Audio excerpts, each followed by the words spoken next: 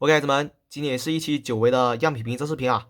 这一期视频凭着大家期待已久的55配件的白膜样品啊。那么视频开始前，记得给老蛇一键三连。咱们正片开始。那么第一部分，咱们就展示变化比较大的脚踢吧。脚踢方面的话，我对着万代的视频玩了几遍了，除了增加 BGM 的音乐功能，其他跟万代是大差不差的。那么我们现在展示它的单体玩法吧。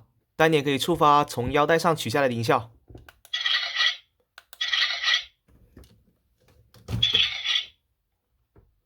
长按可以触发一个手电筒的玩法。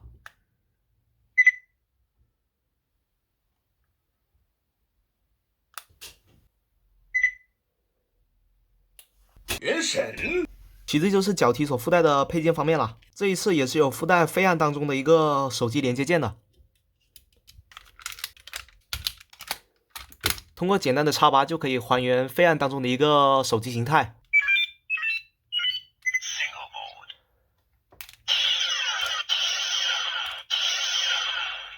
不过放上之后是没有任何特殊音效的，纯粹就是为了好看而已。接着就来展示一下它的联动玩法吧。这一次的脚踢跟凯撒那边还是挺大差别的。Fights 的脚踢可以通过切换手机的必杀模式，从而改变脚踢所释放的必杀音效啊。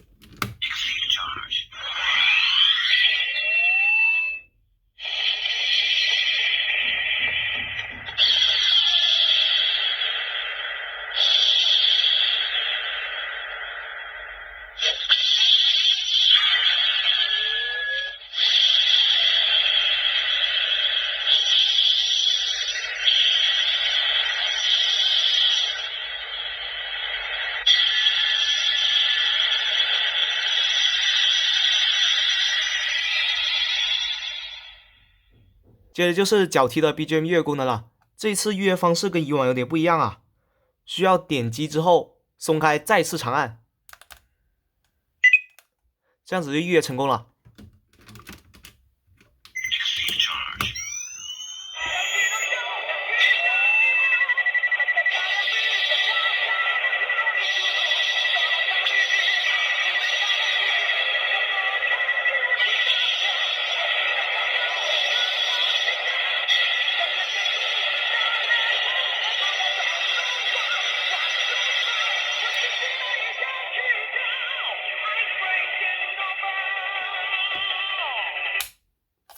OK， 那么接着就是全套方面了。因为凯撒跟 Fights 是同模换色的原因啊，所以不需要重新开模，先用凯撒的壳子做了一个给我试玩。在单体游玩情况下，短按快门键可以触发拍照音效啊。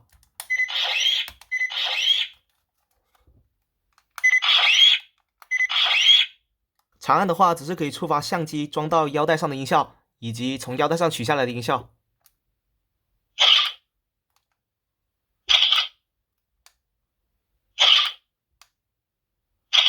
两个音效是循环播放的。顺带一提，脚踢跟全套插入芯片的时候都是有不同的插入音效循环播放的。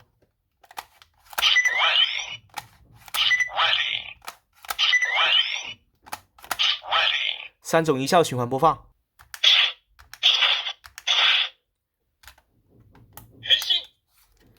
在台词模式情况下，万代那边的台词断音，国产这里依旧是保留下来了。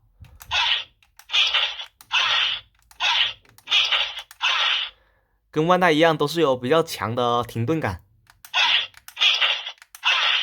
全套跟脚踢一样，可以通过切换手机上的必杀模式，从而触发不同的必杀音效。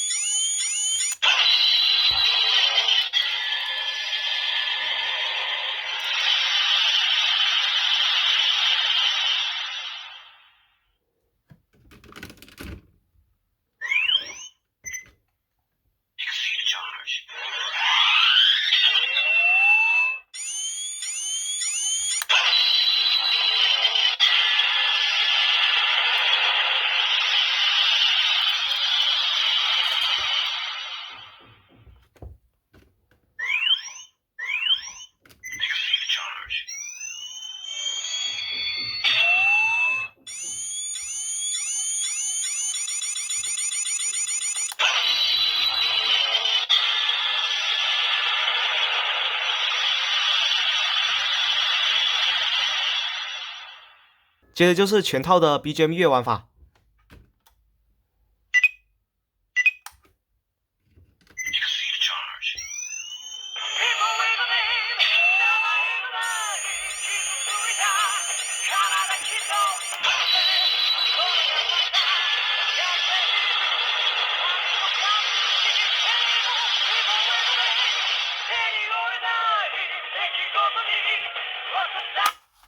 在视频最后给大家看一下脚踢的回弹怎么样吧。万代那一边的话，我听说脚踢的弹簧会比较硬，所以回收起来会比较困难。国产这一边的话，我看还可以啊，一根手指也是可以把它按进去的。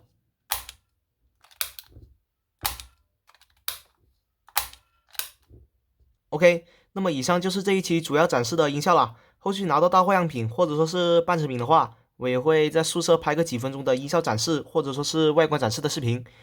大概率是不跑回家拍详细评测视频啦。OK， 那么本期视频就做到这里了，下期再见，加油呢！